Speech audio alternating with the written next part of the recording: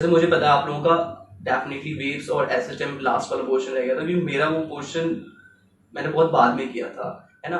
And मेरे साथ hello everybody, this is me Deepak Sahu, first year I am student All Indian Institute of Medical Science Institute Delhi.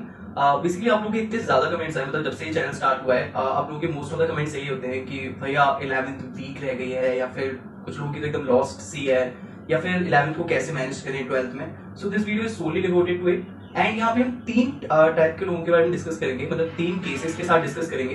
पहला, जिनकी 11th lost है, यानी कि उन लोगों को बहुत कम आता है 11th से एंड वो भी 12th में है।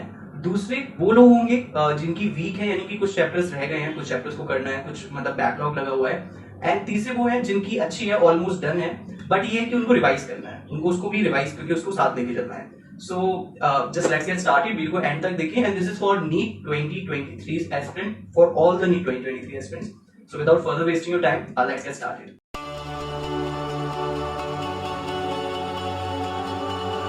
सबसे पहले हम बात करेंगे जिनका 11th बहुत ज्यादा वीक है। इसका मतलब उनके मोस्ट ऑफ द चैप्टर्स हुए ही नहीं है, यानी बहुत सारी चीजें रह गई है, बहुत सारे बेसिक्स वगैरह नहीं आते, यानी वो उतने कॉन्फिडेंट नहीं है। सो मैं आपको उन लोगों से बस एक चीज कहूंगा, वो अभी 11th 12th में होंगे या फिर उनका ड्रॉप ईयर चल रहा होगा। So I just would like to emphasise कि 11th was a very basic part, मतलब उसके बिना आप 12th में नहीं एंटर कर सकते। मैं आपको एग्जांपल देता हूँ। मेरा एक फ्रेंड था एक्चुअली, जो 12th में तो आ गया था, लेकिन उसका 11th बहुत ज्यादा स्ट्रॉन्ग नहीं था, एंड उसने उसको सही तरीके से मैनेज नहीं किया, तो उसका 12th खत्म भी हो गया, लेकिन वो उतना अच्छा नहीं कर पाया, बिकॉज एक विशियस साइकिल क्रिएट हो जाती है कि आपका 12th मतलब से हो जाता है, बट वो आप उतने कॉन्फिडेंट नहीं हो पाते, उतने अच्छे से नहीं हो पाता। मतलब टीचर्स पढ़ा देते लेकिन वो उतना अच्छा नहीं हो पाता। सो जिनका लॉस्ट हो चुका है, 11th बहुत कम आता है, मैं उनसे रिक्वेस्ट करूंगा आप 1 मंथ 2 मंथ 3 मंथ, मतलब 2 मंथ आइडियली टाइम ले लें एंड उसको काफी ज्यादा फोकस करके उसको फिनिश अप करें, यानी कि वापस 11th में जाकर उसे कंप्लीटली पूरा टाइम डिवोट करके उसे फिनिश करें, and then after start your 12th। हो सकता है 12th स्टार्ट करने में लेट हो जाए, बट ये रहेगा कि आप फिर अच्छा कर लेंगे। नहीं तो क्या होगा, आप 12th भी साथ में स्टार्ट कर देंगे और 11th भी चलेगा, फिर आप मैनेज नहीं कर पाएंगे और आप फिर कोई भी चीज अच्छे से नहीं कर पाएंगे। So that's from my side.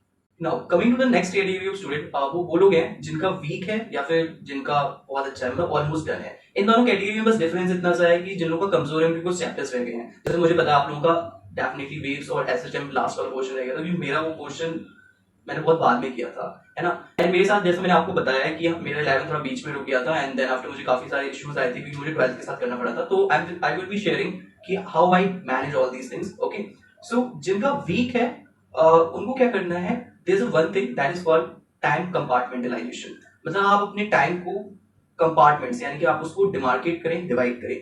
आपकी अभी 12th चल रही है एंड आपको क्या करना है, 12th पे फोकस रखना है, बट अपने दिन का, फॉर एग्जाम्पल आपका डे 24 आवर्स का होता है एंड आप 12 बजे सोते हो, तो आप ऐसा कर सकते हो कि 9 to 12, रात के 9 to 12 आपका 11th टाइम है, मतलब आप सिर्फ 11th का काम करते हो, 11th की प्रैक्टिस करते हो, 11th का रिवीजन करते हो, 11th का कोई चैप्टर छूट गया तो उसके लेक्चर्स देखते हो, उसको कंप्लीट करते हो। सो आपका एक स्पेसिफिक टाइम होना चाहिए, ऐसा नहीं कि कभी भी उठा रहे हैं, कि दिन में कभी भी 11th उठाने लगे या कभी भी करने लगे, नहीं।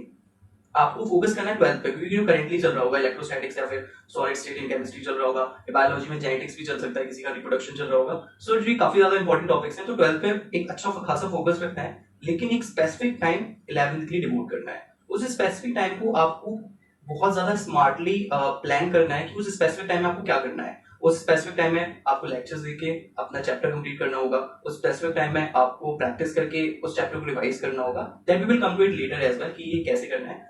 मतलब ओवरऑल थिंग इज दैट एक स्पेसिफिक टाइम आपका दिन में होना चाहिए जिसमें आप सिर्फ 11th पे ध्यान दें।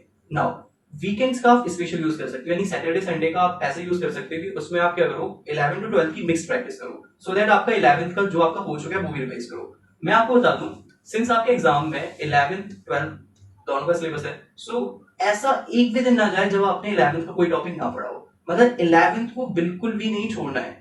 ऐसे बहुत से लोग ऐसा करते हैं कि उनका अच्छे से 11th कर लेते हैं, लेकिन वो फिर 11th को साथ लेकर नहीं चलते।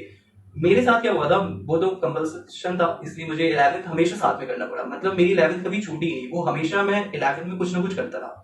सो you have to take care कि आपको कभी भी 11th में नहीं छोड़ना है, आपको आता है नहीं आता, आपको हमेशा उसका कुछ ना कुछ पार्ट करते रहना है। एंड वीकेंड में आपको मिक्स प्रैक्टिस करनी है। मैं क्या करता था, वीकेंड में 11th का भी टेस्ट पेपर लगाता था, 12th का भी लगाता था, एंड आपको काफी स्मार्टली वर्क करना है। कैसे, फॉर एग्जाम्पल आपको संडे को कोई टेस्ट देना है, तो आपने कुछ 12th के टॉपिक्स ले लिए, कुछ 11th के टॉपिक्स भी ले लिए, ताकि आपके 11th के टॉपिक्स भी रिवाइज हो जाए। यानी कि जो चैप्टर्स आपको आते हैं आप उनकी टेस्ट के थ्रू रिवीजन कर लें, जो चैप्टर नहीं आते हैं उनके लेक्चर्स देखें, नोट्स बनाएं और बुक्स से प्रैक्टिस करें और उनको कंप्लीट करें।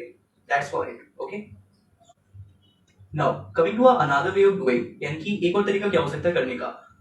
जैसे फॉर एग्जांपल आपका जो क्लास में कोई टेस्ट होता होगा तो आपको एक मोटिवेशन मिल जाता होगा पढ़ने के लिए। जैसे फॉर एग्जांपल कोई एग्जाम देना है तो पढ़ने का मोटिवेशन मिलता है, जैसे आपको नीट का देना है तो देन आफ्टर वही मोटिवेशन है कि हमें पढ़ना है। तो वही चीज आप कर सकते हैं। जैसे फॉर एग्जांपल आपने नेक्स्ट वीक कोई टेस्ट प्लान किया कि मुझे बायो का ये वाला चैप्टर, केमिस्ट्री का ये और फिजिक्स का ये चैप्टर टेस्ट लेना है, तो आप उस वीक उस चैप्टर को रिवाइज करेंगे, उस चैप्टर से रिलेटेड चीजें रिवाइज करेंगे, उससे रिलेटेड प्रैक्टिस करेंगे। मतलब आपको अगर रिवीजन करना है तो एक मोटिवेशन होना चाहिए और वो मोटिवेशन आपको टेस्ट दे सकता है। तो test can provide you the motivation for your revision and that's a very good idea कि आप उस टेस्ट में अच्छा करने के लिए आप चीजों को रिवाइज करोगे। इट्स वेरी गुड, है ना। I just would like to highlight one point.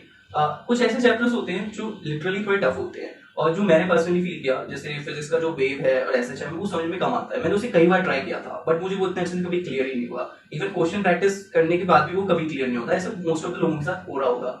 So actually वो ऐसे चैप्टर्स होते हैं जिनमें काफी अच्छा खासा टाइम देना पड़ता है। सो फिर मैंने क्या किया था, मैंने फॉर एग्जाम्पल उसे काफी धीरे धीरे, मतलब कंप्लीट ना करने के, जैसे कभी कभी हम क्या करते हैं ना, चैप्टर को कंप्लीट करना है तो उसके सारे लेक्चर्स जल्दी जल्दी कंप्लीट कर लो, जल्दी जल्दी प्रैक्टिस करो, ऐसे नहीं होता।